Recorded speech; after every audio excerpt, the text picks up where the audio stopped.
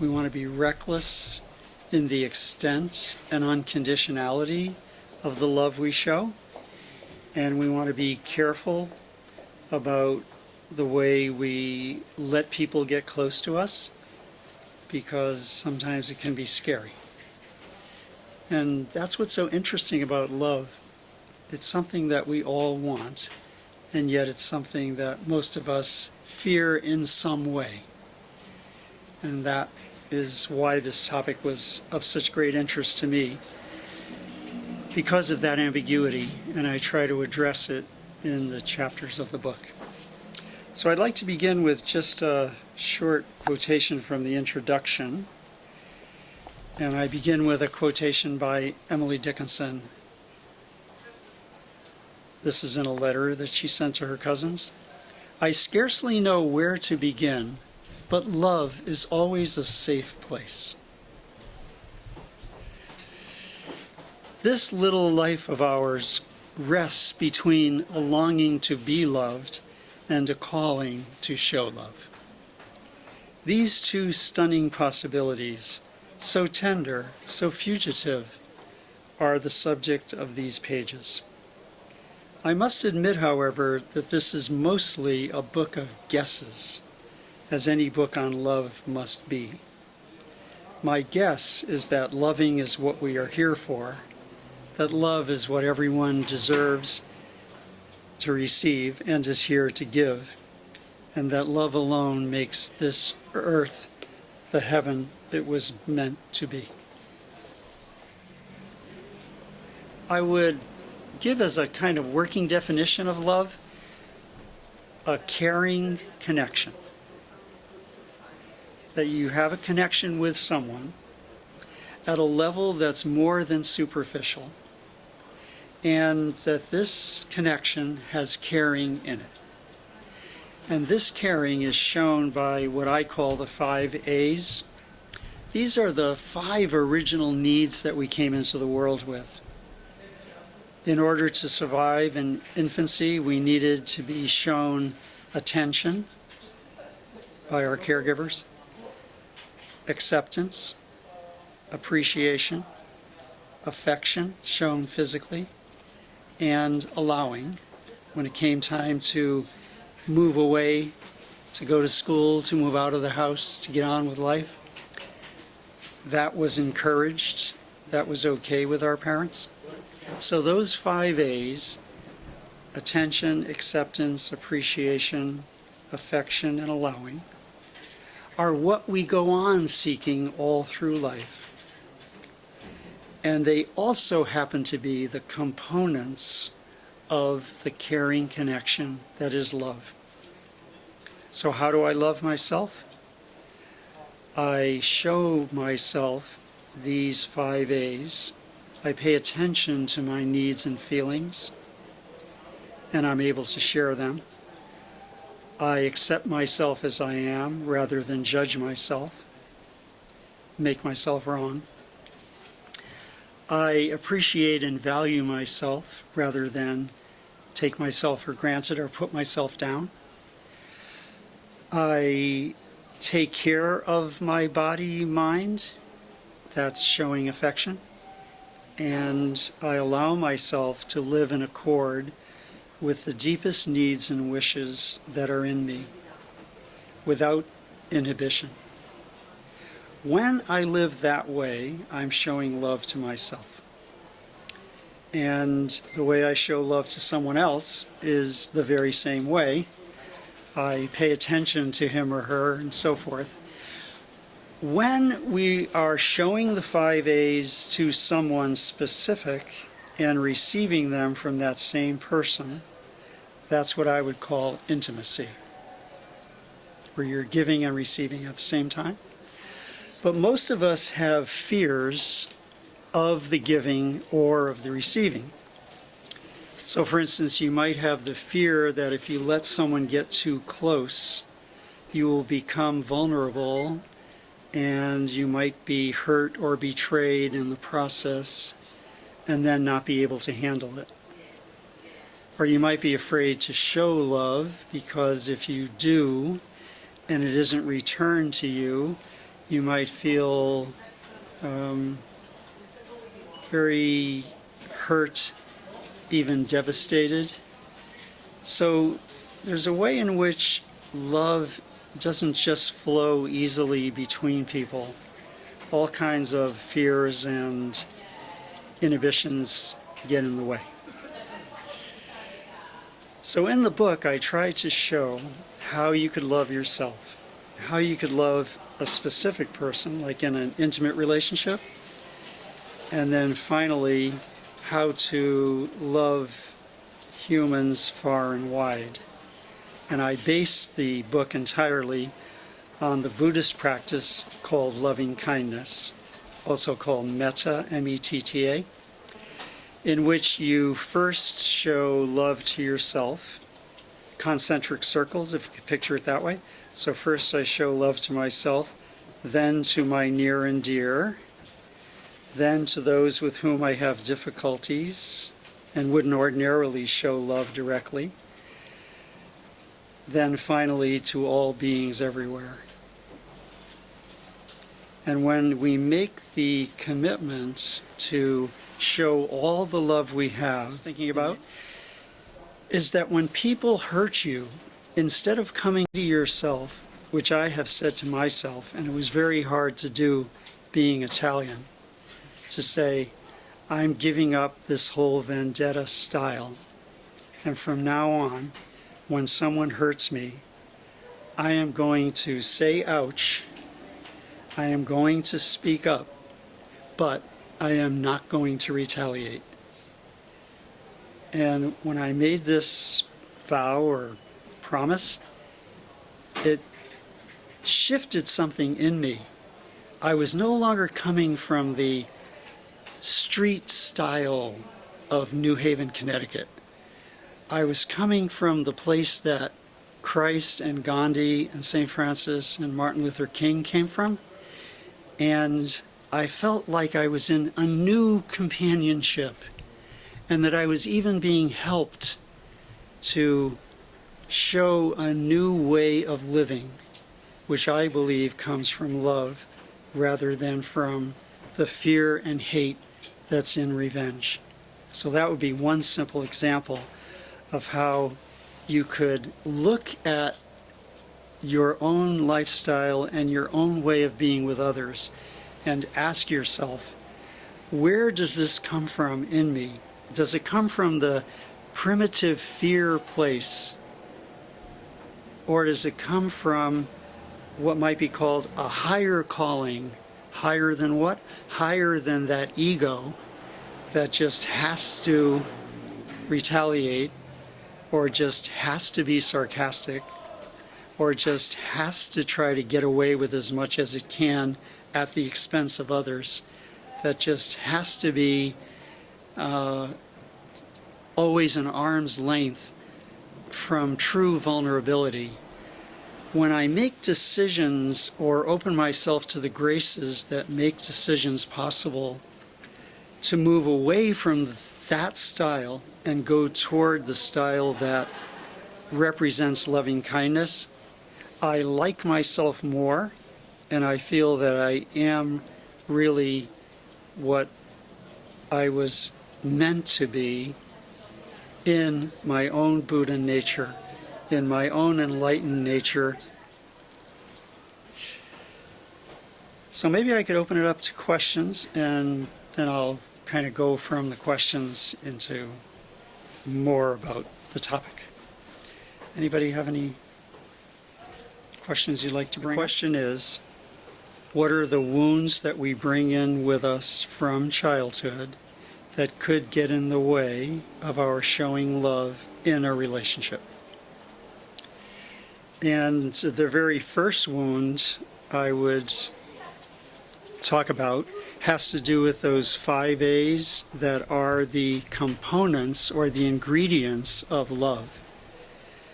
So when you look at the opposite of each of them, that's what shows you where we were wounded in early life by our caretakers, who perhaps had so much going on in their own life, they didn't have the time or focus to put on us and bring us up in a healthy way.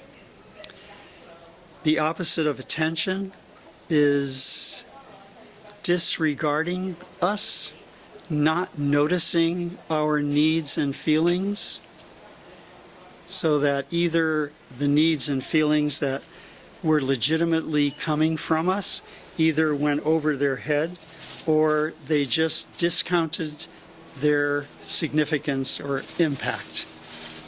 Secondly, instead of being accepted, we were judged.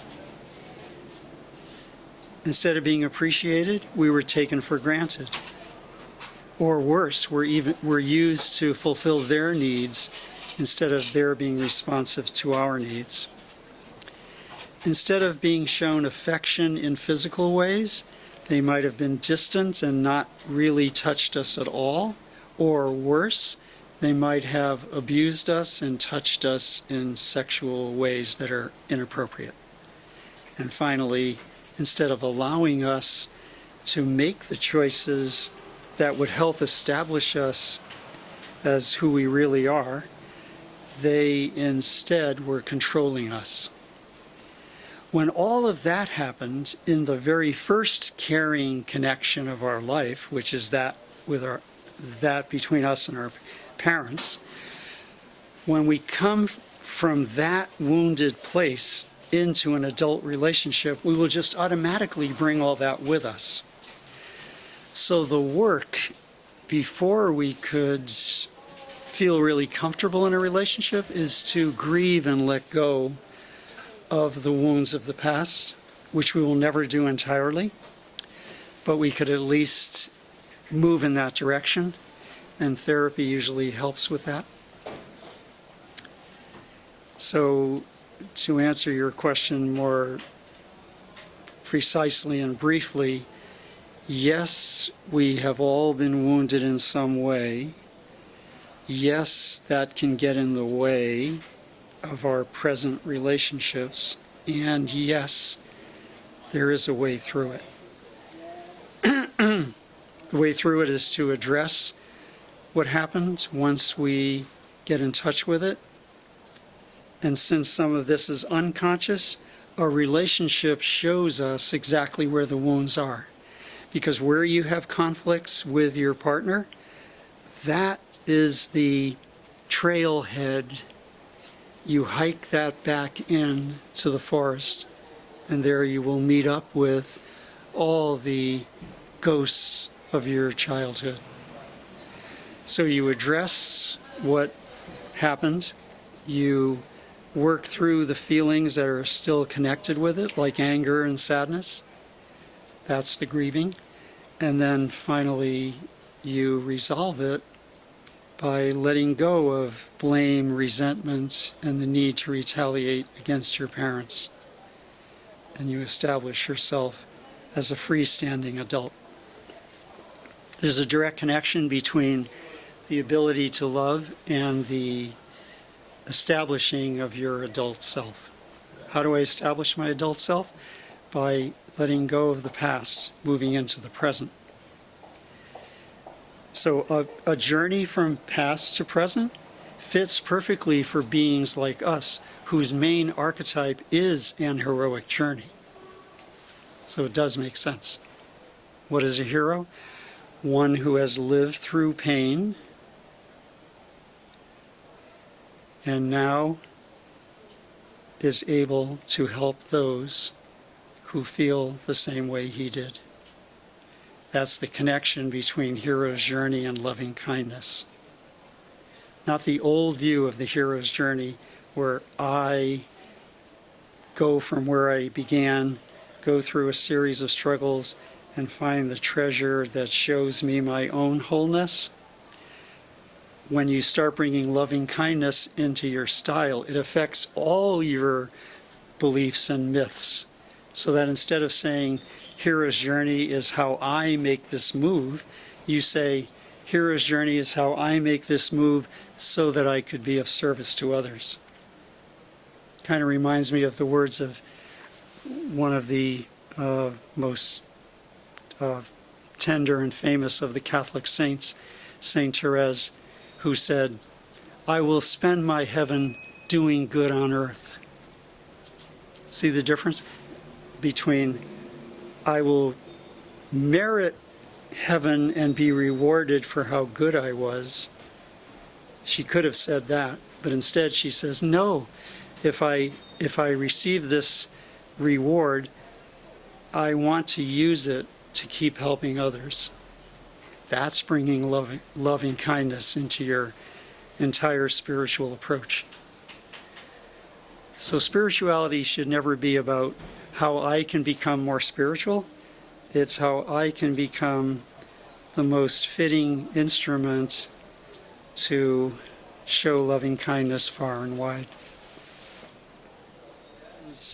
That people often ask, which Marie has just asked, is how hard it is to love ourselves when we keep judging ourselves. By judgment, I mean I make myself wrong, inadequate, or deficient. The first response that I can give is that it's a given of life that all of us are, in some moments, ineffective, less than we could be, not activating our full potentials. So the first part of this question I would answer by saying, when we pronounce the unconditional yes to what it means to be human, we include inadequacy. So that's the first part. The second part is, and this is a new technique that I've been using, that we do a kind of redirect. So when you hear yourself judging yourself, you redirect, just as when you go online and you go to a certain site, it redirects you to another site. You can lay down new neural pathways in your brain by redirecting. And by this, I mean, regarding judgment, every time you hear yourself judging yourself, you say, first, this is who I am as a human. But secondly, I want to redirect the judgment toward compassion toward myself.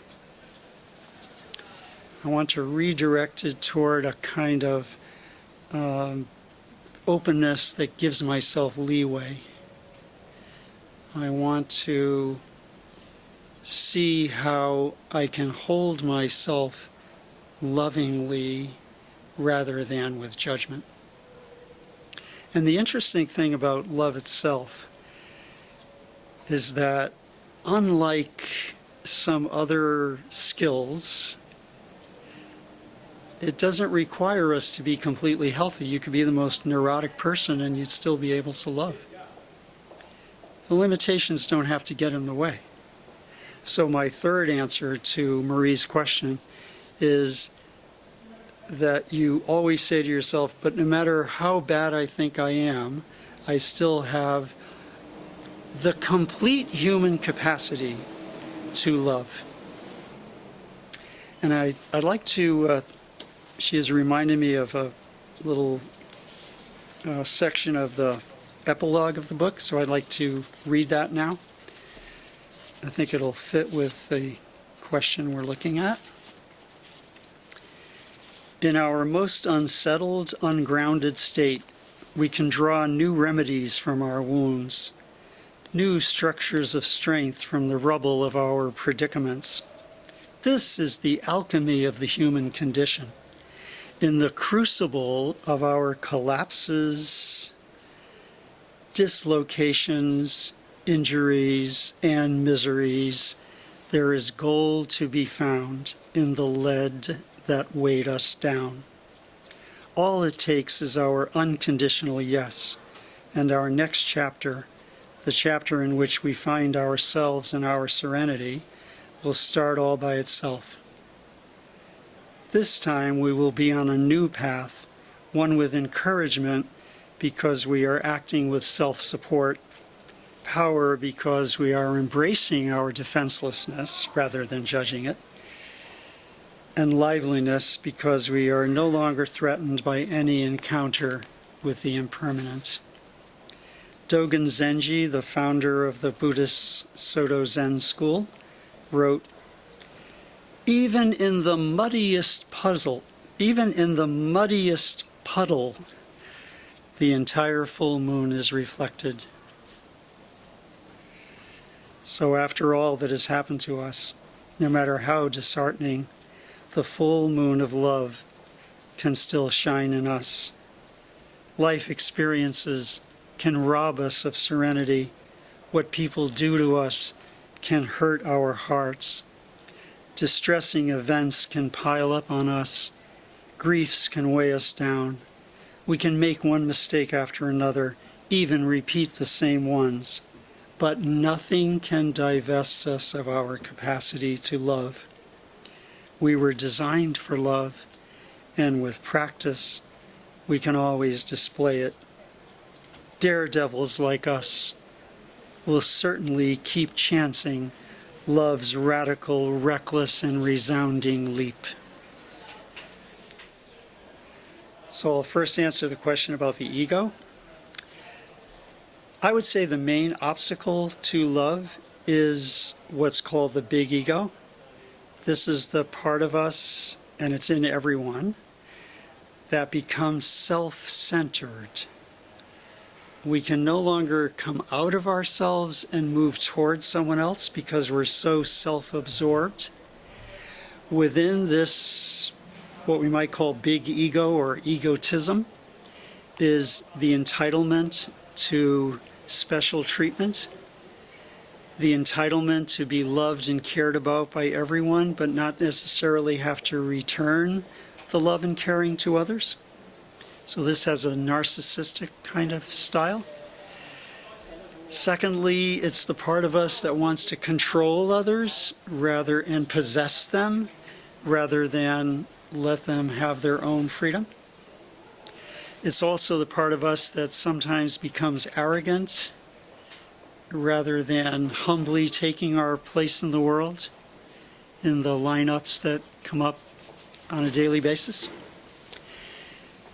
And finally, a big ego also means that we have given ourselves permission to engage in the ego's favorite sport, which is retaliation that I talked about before.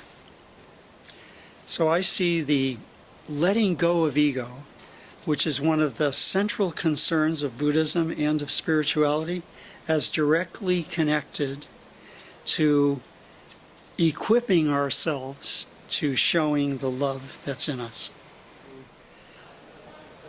And I'm glad I remembered to say this, instead of thinking of self-help techniques and practices as the path to making the changes that we want to make, to showing the love that's in us, we always want to keep in mind that the practices don't get us there. What gets us there is opening to the grace, the free gift that comes from a power beyond our ego and benefits us by bringing about some kind of shift. That's what has to happen with regard to the ego. It won't let go of itself, but some shift may occur. Sometimes it's a comeuppance. Sometimes it's an unusual relationship that just kind of softens us, and we start to let go of the self-centeredness.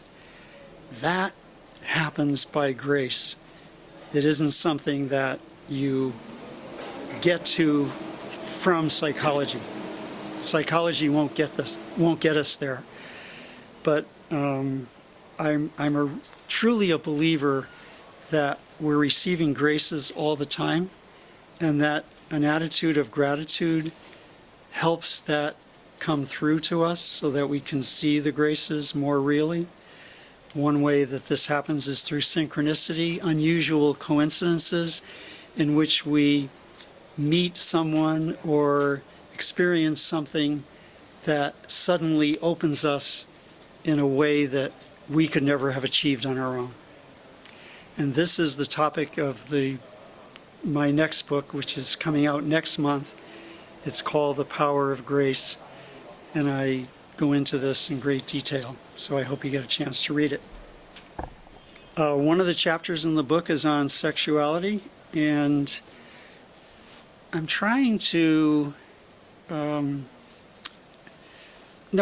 rather say I have given up trying to understand the mystery of sexuality. But I can see the difference now between showing love in a way that presents it to someone else through sexuality, rather than trying to manipulate someone into a love relationship through sex. So the orientation switches when you bring your sexuality to this place of loving kindness. You're not trying to just get your own needs met. You have found a way to express true mutuality, and you're using your body as part of that wonderful technique. Our final question is, well, how do you tell when you've moved into an adult space, especially when it comes to love? It's no longer coming from neediness.